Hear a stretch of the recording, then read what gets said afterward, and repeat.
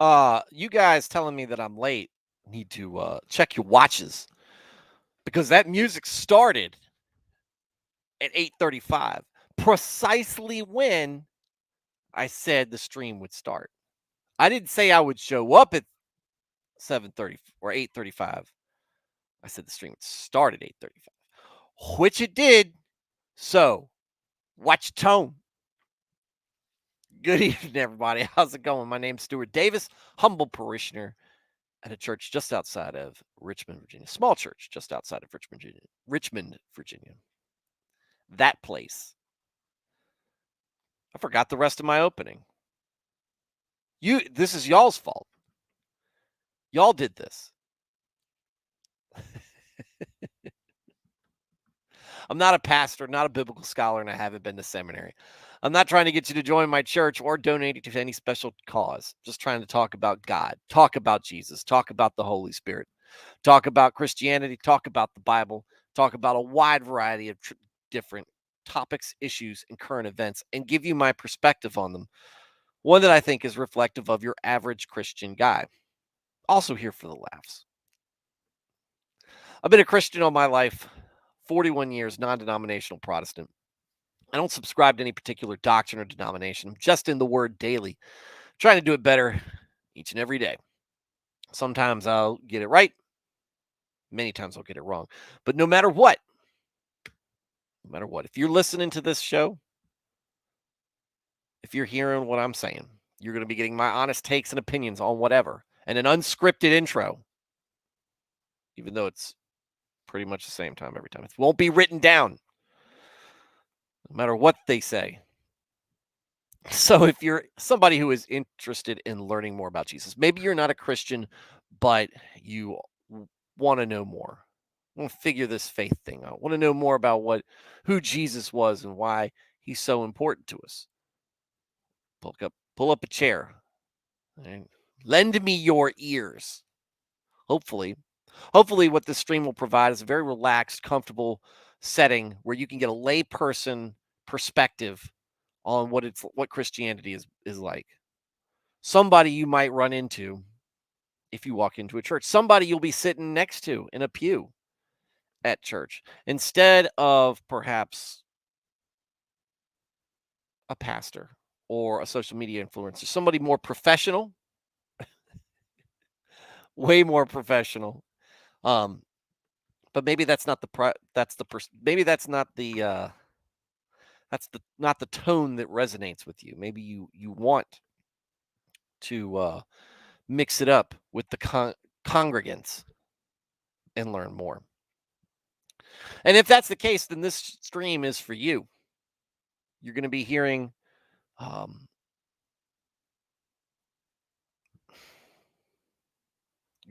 scripture from where it's written and getting my reactions to it. And I'll tell you anything I know from any of my experiences over this 41 years. And hopefully what you learn here will answer some questions, give you some peace of mind, and set you forward on a path to salvation. If you are already a Christian and you just enjoy Christian topics and discussions, welcome as well. Glad to have you here. You'll find we run this very similar to a Wednesday night study group or a Sunday school. The community on this show, at least for now, is pretty small and tight knit, and that's good. That's good for what it is right now. And if that's what it is forever, it is what it is. But it doesn't matter whether you are new to Christianity or just getting the information, or you are more mature in your faith than I am. Get in the chat. We love to hear from you. Share your opinion. What do you agree with? What do you disagree with? What am I doing right and what am I doing wrong? What unique perspective might you bring to whatever it is we're discussing? What are we reading about in Scripture that you might have a differing opinion on, or you might want to tack on to what we're already talking about? I say we because I'm talking about me and the chat, not me and multitude of personalities of me. There's only one me for now. Um, but we'd like to hear from you. And we do have a great group of folks tune in and night out. And we'd love to have you join us and be part of the show. You make the show better. Your participation makes the show better. And it gives me something else to talk about. And with that said, let's get the show started. I started this like getting prepped for this show pretty exhausted, but these accusations that are being cast about me have energized me. I have to fight against them. How's everybody doing? Hope y'all are doing good. What's going on, Dresden? What's going on, Sean? Need a little ticky tack with the time. Alex, just piling on there, right? Glad to see you guys. Emmanuel Osorio, Lucy. I didn't know this, but apparently the current pope at one time came out and said that everyone is going to heaven, not just Christians. Yeah. I'm not Catholic, so not my pope. Never was, never will be. And statements like that, whether true or not, it's believable, unfortunately, to come from him, are precisely why I am of the Protestant persuasion and non-denominational. More troubling has been more his recent document that came out about blessing same-sex couples, but we still say that it's wrong, but we're going to bless them.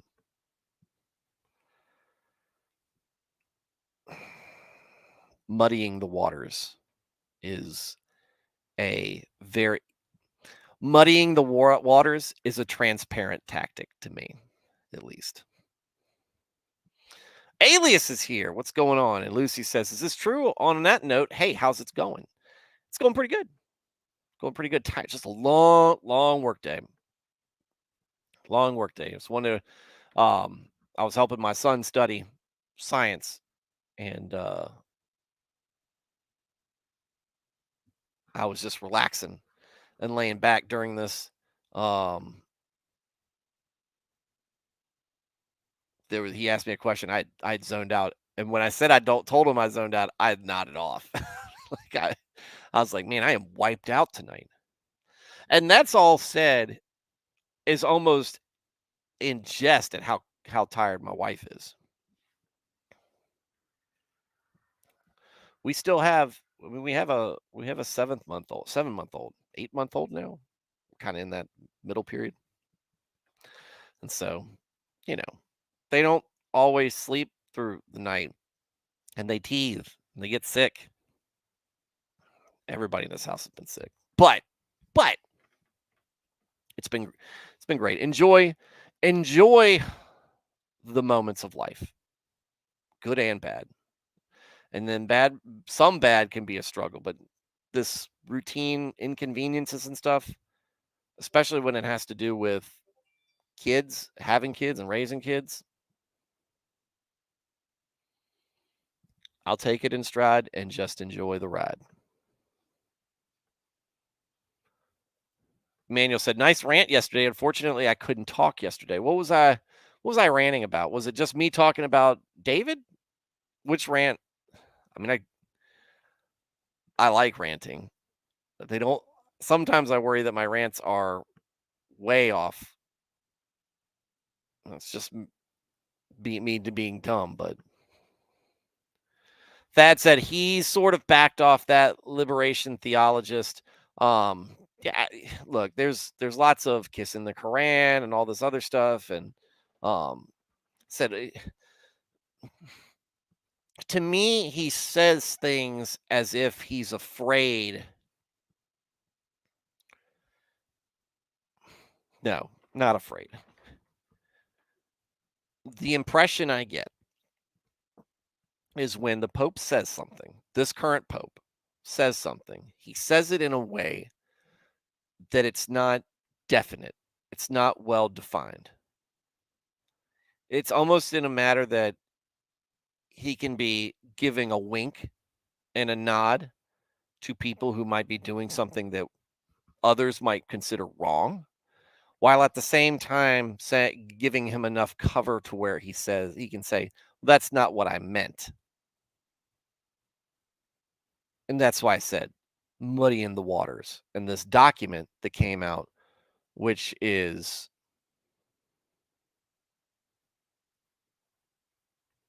what, 5,000 pages long? No, not 5,000 pages. Sorry, 5,000 pages. 5,000 words long. I don't understand how something that's supposed to address one specific topic can be so many words and be with the intent of being clear. Concise language. And look, Jesuits, which he is one, are masters of the languages, of communications and stuff like that. Um, Jesuits know this,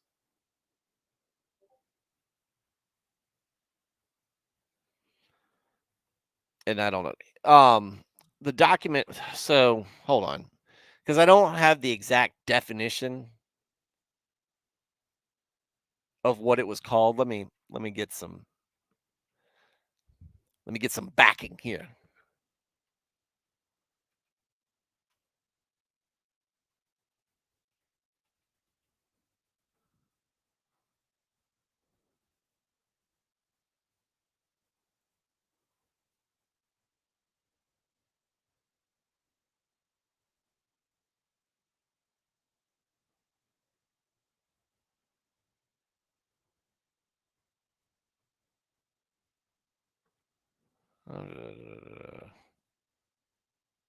What's the date on this? That's October 3rd. That's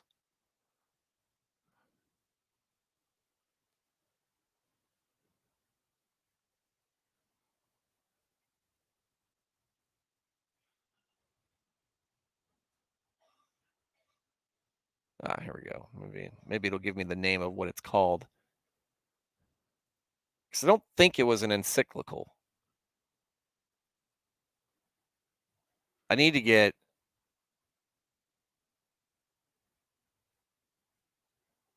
Here we go. Fiducia supplicans. That's what it is. And now that I have that,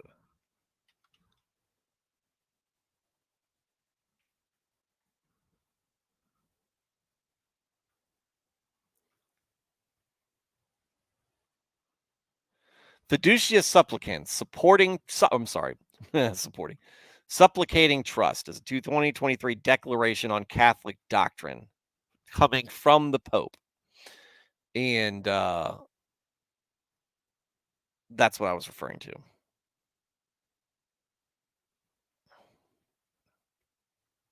That's what I was referring to. No, Nance said we were ranting about military fiction. I think that was 2 days ago.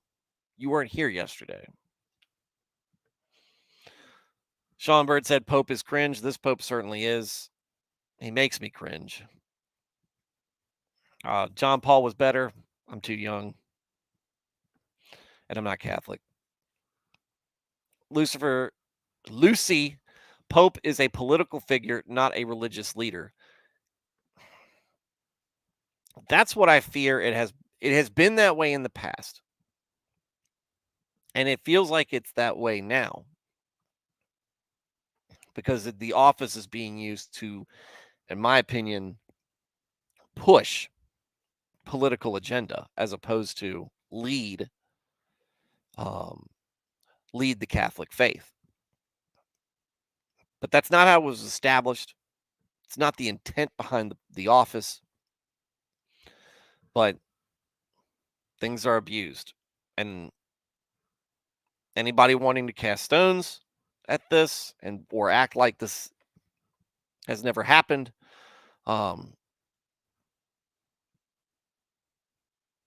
we there are plenty of Protestant, especially. I'm going to say this as a non-denominational. There's a lot of the evangelical crew. There's a lot of personalities in there that try to use their office to promote um, self enrichment, popularity, all sorts of things. See Joel Osteen, Joe Olstein, Kenneth Copeland. We've seen it at Hillsong. Right? It's just out there and exists. The Catholics are the biggest denomination by far. Got the biggest target on their backs, and he Pope Pope just makes things worse. So Pope just makes things worse when he comes out with this kind of stuff. It is, in my opinion, um, pushing the Catholics to schism once again. I think there's going to be a big schism. I used to say it would be 20 years from now. I think it's going to be a lot less now. It's going to be interesting how it all plays out, but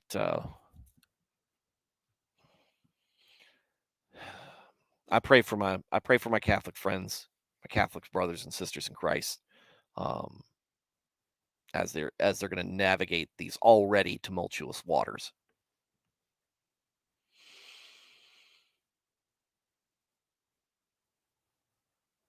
Alias, so was Ringo and George.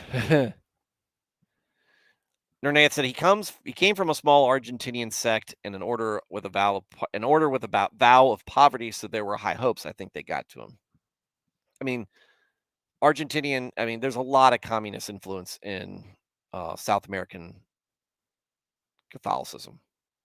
There's a lot of communist influence in a lot of uh, different areas of Catholicism, and that has been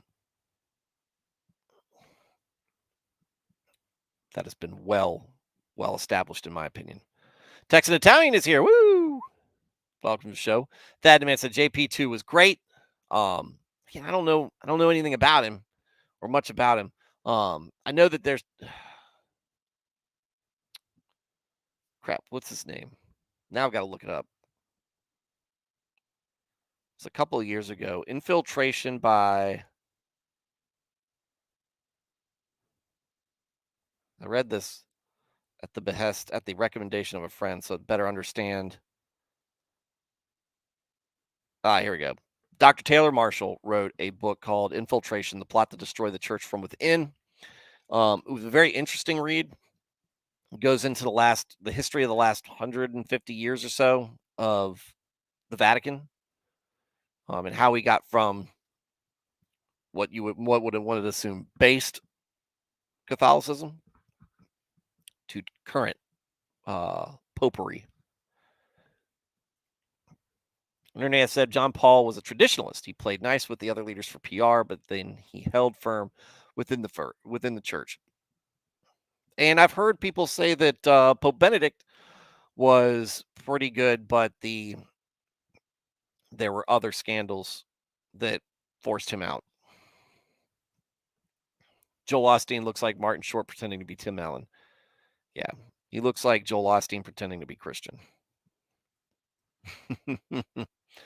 Lucy said Church of Latter-day Saints is guilty of it too. Yeah, well, I mean, I'm only referring to Christian denominations, not pretend Christian denominations.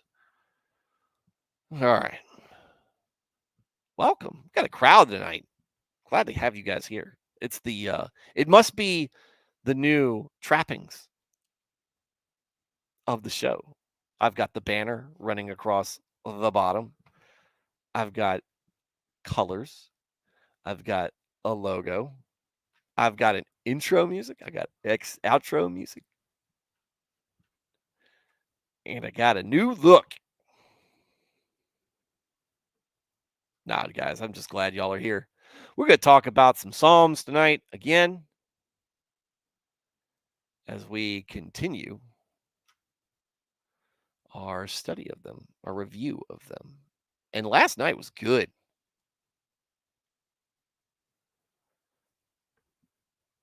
That said, you just pissed off a lot of LDS, but who cares? They hate that, but they also deny the Trinity.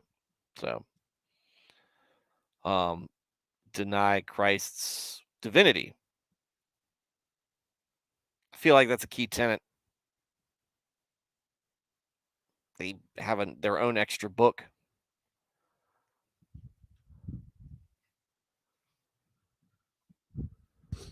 based in Cope Lake City. All right. Folly of the godless and the restoration of Israel. We are on Psalm 5:353. To the chief musician, set to Mahalath, a song I've never heard and don't know anything about. So I'm just going to read it. Plus, it's in a different, that would have been in a different language. Well, it's set to the music, to the melody, I guess. Oh well. But it would have been saying with the whatever. I don't know what I'm doing. All right, so I'm just going to read it. I just know how to read. Barely. A contemplation of David. All right. And this is going to be already kind of something we've heard before. The fool has said in his heart, there is no God. They are corrupt and have done abominable iniquity. There is none who does good. There are none. I'll trust you, King James. God looks down from heaven upon the children of men to see if there are any who understand, who seek God. Every one of them has turned aside. They have got together become corrupt. There is none who does good. No, not one.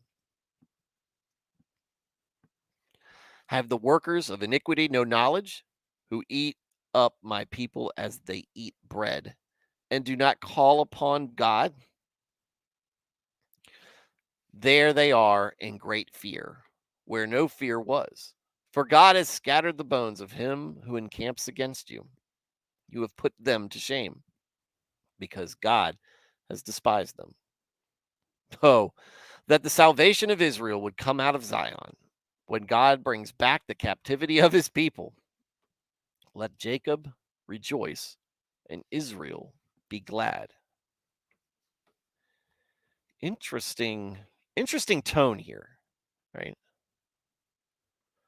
The fool has said in his heart, there is no God. That so goes back to one of the earlier Psalms that was written by David. The atheists are fools. We all know this. You've been to Reddit. You know. They are corrupt and have done abominable iniquity. There is none who does good. We are all sinners, but those who deny Christ, or I'm sorry, those who deny God, those who deny God,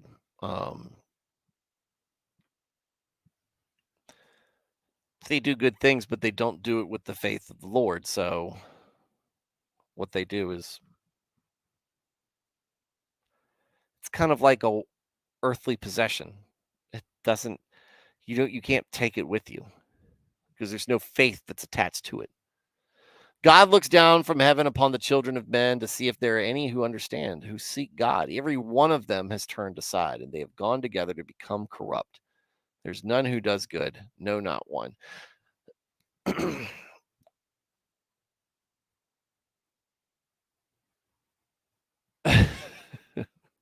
Who did Cain marry, though? Um,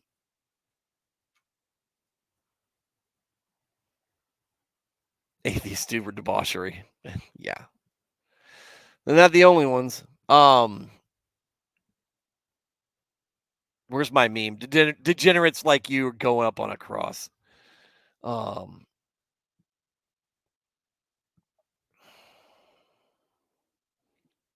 at first, I thought this was talking about general pagans or atheists or whatever. As I was reading through this, I kind of got the context, or at least I feel like I got the context of where this is coming from. This is coming from a time where Israel had turned its back on God. They had ignored it. We know because we see it all through Judges, Kings, or Judges, First, Second Samuel, Kings, and Chronicles. It's this wave, right? Oh yeah, we do good. We do good. Oh no, we just do what we want, and we're just a bunch of jerks and a holes. Oh, we got punished, so now we're gonna be good again. We do love you, God. We thank you for all the things you do. No, no, we just going to do what we want. We're gonna do that instead, and then and so on and so forth. There was a time during the two kingdom period where Israel was, and it. I'm sorry, basically as soon as um Jeroboam took over Israel after the split of Israel into Israel and Judah, Israel was this right here. Every one of them is turned aside. They chased the priests out of the country. They did a count and said there was at one point there was five out of the entire nation of Israel, 5,000 righteous men. There is none who do good. There are none who does good. Look, I'm trying to figure this out. How you say this? It's their religion and our faults. That's a fair way of putting it. What's going on, Matt? It's okay. We're still on Psalm 1 or Psalm 5:3, but the first Psalm of tonight. So here's where the rest of the context comes into play. Have the workers of iniquity no knowledge, who eat up my people as they eat bread, and do not call upon God? There they are in great fear, where no fear was. They have forgotten. This is stuff that Moses warned about in Deuteronomy when he's giving his, you know, farewell address, his last words of um, a guide, a leader to his people. Don't forget the things that God has done for you. Don't forget the blessings he's given to you. Because if you do, you're going to forget the consequences for when you don't live up to your end of the bargain. And they forgot. No knowledge. The workers of iniquity, no knowledge. Have they no knowledge? They don't. And they're in fear of what's going on around them. Hold on. I'm not going to sneeze. They're in fear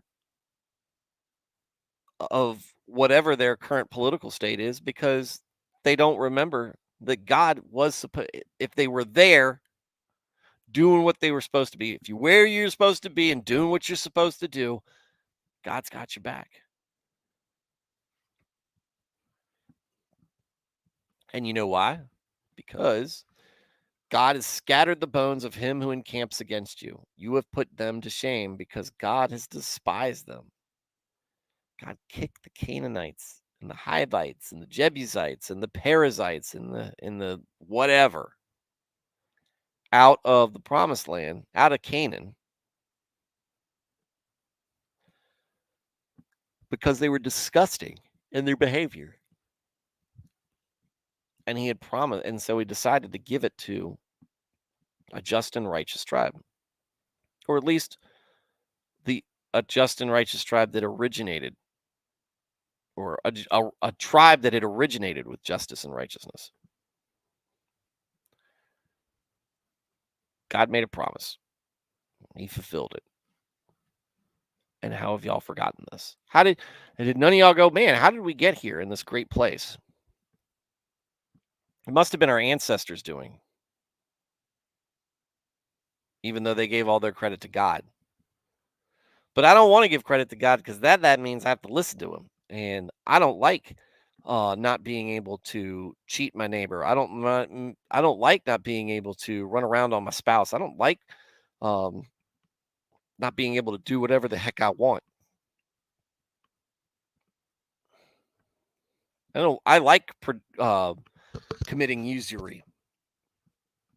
I hope I didn't use I hope that's not an anti-Semitic word. Oh, that the salvation of Israel would come out of Zion when God brings back the captivity of his people. Let Jacob rejoice and Israel be glad. It is only when you're punished, the Israelites are punished, that they realize what they had and why they had it. And then they go, and that's when they go to seek understanding. That's when they pray for deliverance. That's when they um, ask for forgiveness. That's where their repentance comes in. They make sacrifices. They make um, great displays of humility, and they mean it, because they generally what happens is they mean it, but the next generation or the generation after that generation decides that they don't care.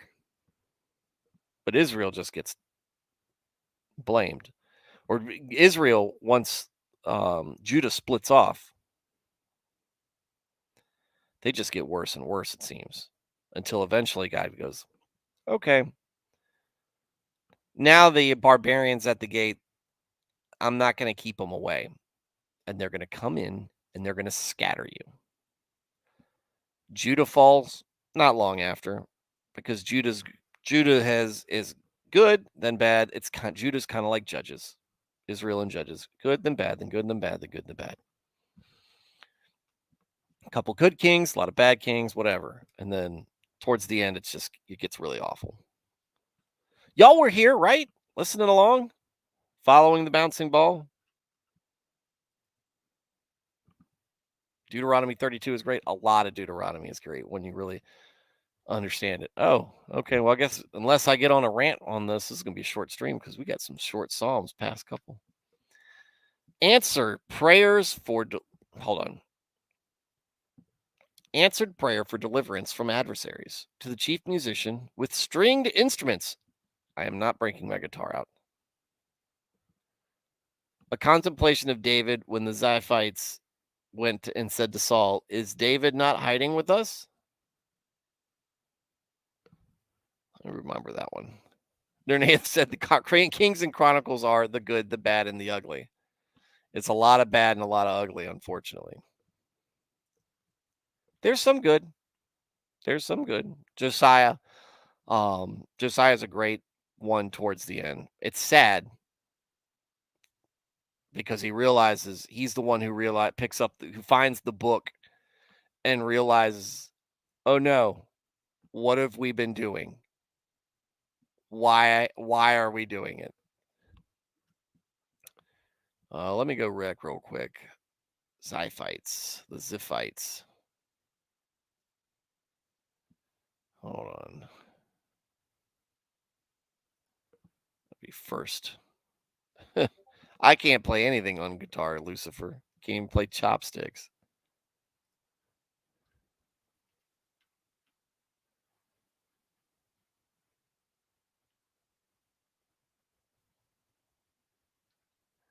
Crap. Hold on. I'm gonna find it, guys.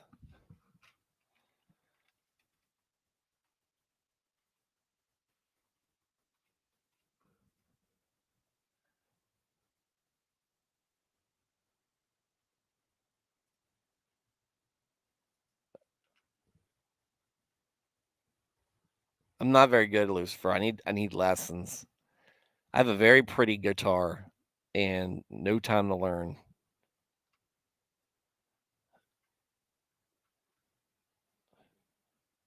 Oh, okay. David stayed in strongholds in the wilderness, remained in the mountains. Saul sought him out every day. God did not deliver him into his hand. David saw that Saul was coming for his life.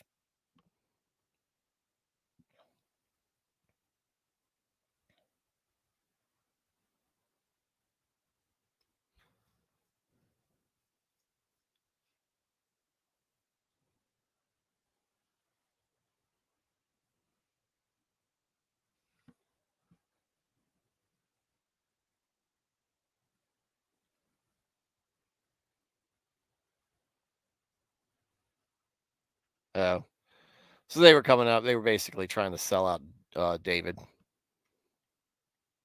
Yeah. That's thanks, Nernath. I needed that cliff notes real quick. David asked for food and they got stiffed. Then the Ziphites narked.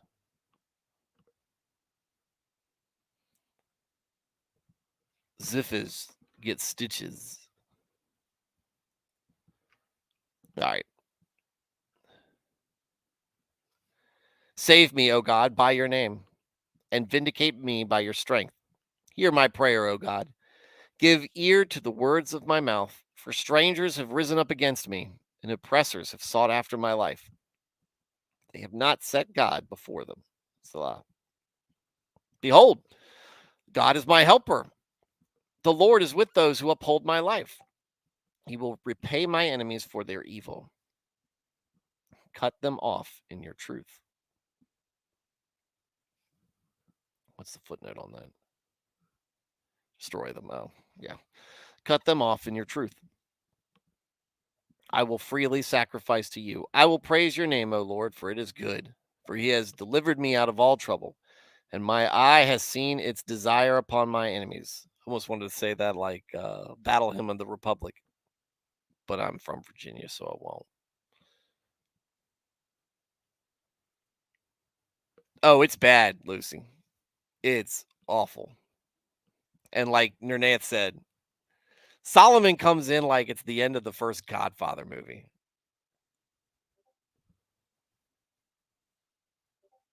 It gets ugly.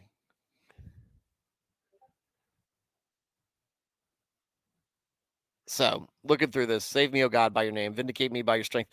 This is very reminiscent. If this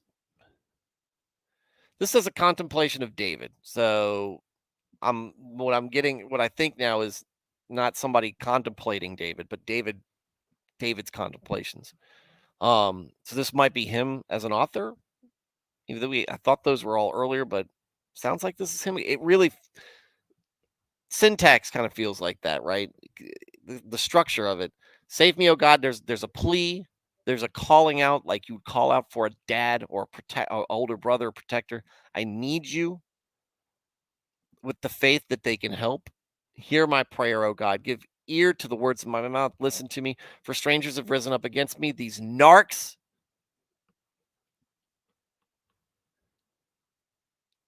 these spineless backstabbers, the Ziphites, and oppressors that sought after my life, Saul. They have not set God before them because Saul had zero reason other than jealousy. Oh, no, no, no, no. Not every psalm was written by David. Lots of them were, but not all of them. They've not set God before them. Saul's big problem. Saul's rule would have been even after he was he he had basically brought himself into disfavor with God, compounded worse and worse by the fact that David cared about Saul. David's best friend was Saul's son, and his wife was Saul's daughter. David loved Saul, and it was very painful for him. And David understood that even though Saul was very flawed and in many ways wicked and evil, he was the anointed king.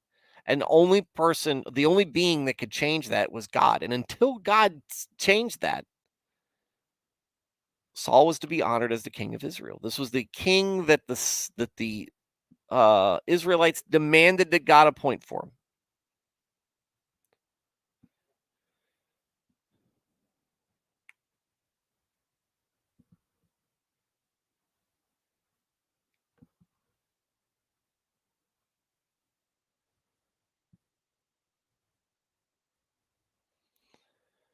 But Saul doesn't see that. Saul sees a threat to his king. So, I mean, look, David's already been anointed to be the next king. His time is coming, and David knows his time is coming. He doesn't know when. You just trust God to give it to them. Give it to him in his time. That's what made David great. He's so full of faith in everything. Not Saul. Saul was fearful.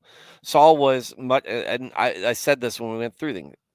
Saul is easy to look at with derision, but don't forget, Saul is very much probably how most of us would turn out if given that power and responsibility. Pray you wouldn't be that type of person, because Saul doesn't start off bad. Starts off affable dude that everybody liked. Next thing you know, he's putting a town to the torch because they made fun of him. He-Man was great. He-Man's great just because of his name.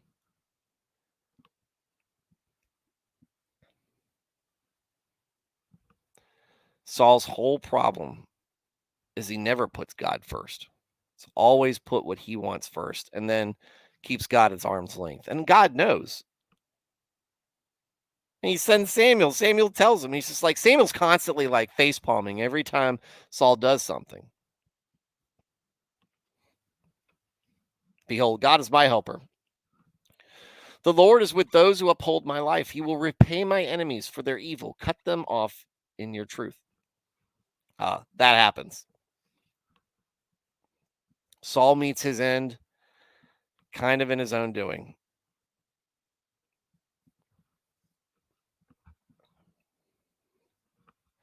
Saul had no humility, no true humility. I mean, he shows brief glimpses of it, but it's not like it's not real humility because it doesn't really shake him to his core.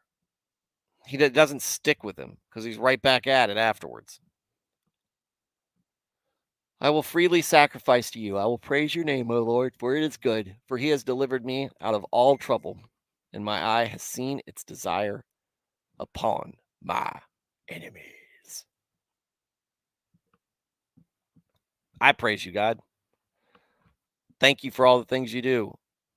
I can never make up for what you've blessed me with. And that's not just David talking in there. It's me talking. I could never give God enough back to be thankful for what I have in my life. If it all came crashing down tomorrow, way more than I deserve. And in a beautiful existence. Great kids. Like what I do. Friends deep in the faith, hold me accountable.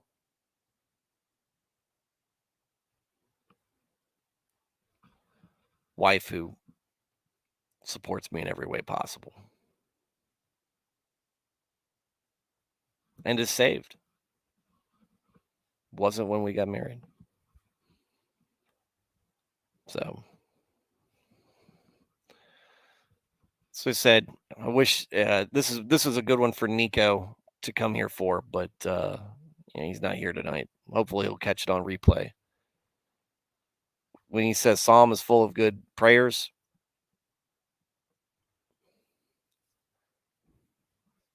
this one right here, this shows David's Psalms. That's why I got messed up. David's Psalms explain to you why he's a man after God's own heart.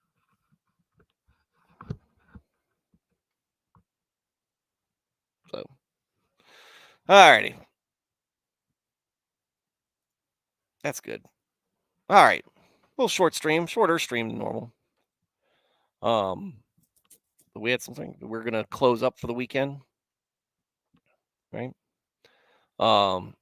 Hey, Smoth, haven't seen you forever. One thing I love about being Anglican is we read a psalm every liturgy. They're all just so good. They are so good. Nancy, we got so close to teeth breaking on this one. We got closer on the last one. You were talking about.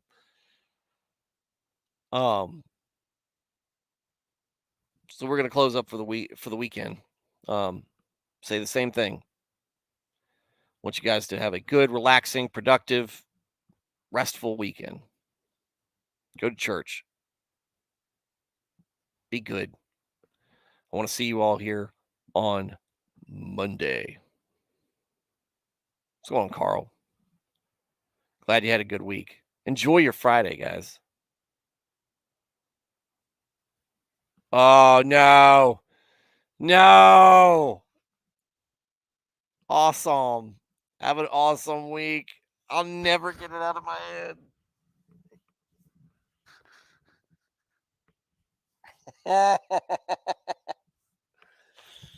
Oh, no.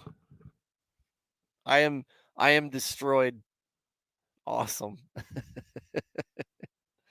All right, Carl. Thad the man. Nernaeth. Lucy.